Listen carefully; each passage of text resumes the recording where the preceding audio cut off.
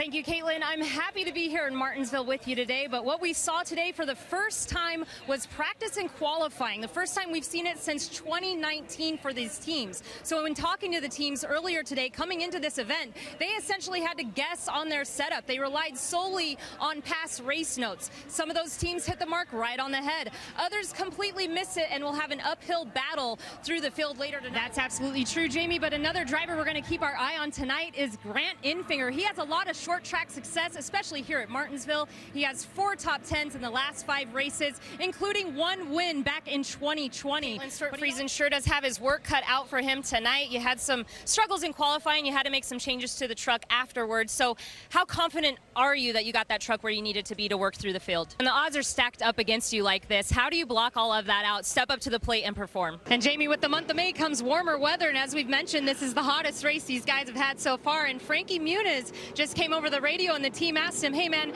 you can't be that hot yet. And he said, oh yeah, I'm hot in here. And then they gave him a hard time because his arms are too short to get his hand out the window to get some breeze coming his way. So they're having some fun right now. And Frankie also mentioned to me he was supposed to have a cool suit this weekend, but it didn't come in time. So hopefully for Charlotte, he'll be ready with that.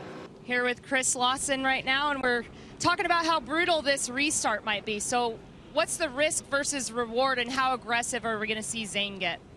And I'm sure Kyle Busch would like to answer that million-dollar question with win number 100 for his organization. So, Kyle, when you started this team, did you write it into the script that you're going to be the winner to get number 100 for you guys as a driver and team owner? Well, Blaney was just talking about the excitement we've been watching as viewers, but it's getting exciting behind the wheel of that 18. He came over the radio after contact with the 87 and said, hey, that was not me. And then he continued to share his frustration with the lap cars because they are so much slower. But his team reminding him, take a deep breath, relax, and just do your job. Momentum is always a good thing to have on your side coming into a race like today, and Ben Rhodes has just that coming off of his victory at Charlotte last week.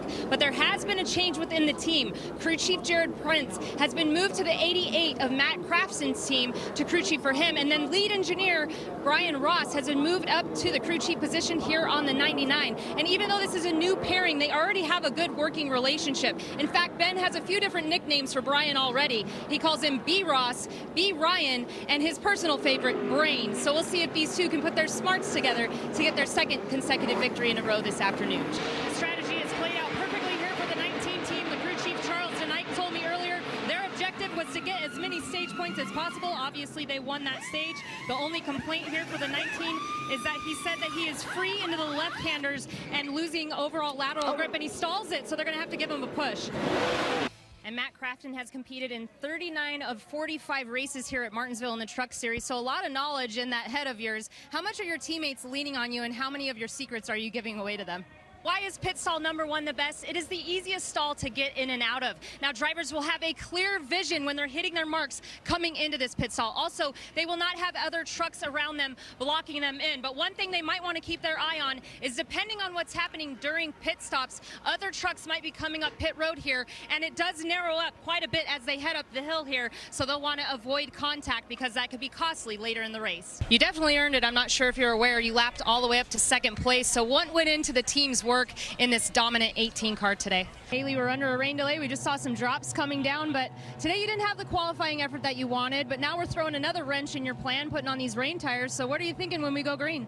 Welcome back to Kansas Speedway in the ARCA Menard Series race. As you see here, we're looking at Jesse Love's right front of his machine. Jesse, you had a problem early. Was there any indication that something was going to break on you? We will start off with the 97 of Landon Lewis running in that 2nd position, and he said the car fired off a lot better and it feels pretty good, but he just wants that nose damaged fix. But when I talked to him about his driving style earlier today, he said, I'm going to use my aggressiveness smartly in this race. So we'll see if he ramps it up in the second half. And then moving on to the 17 of Caden Honeycutt.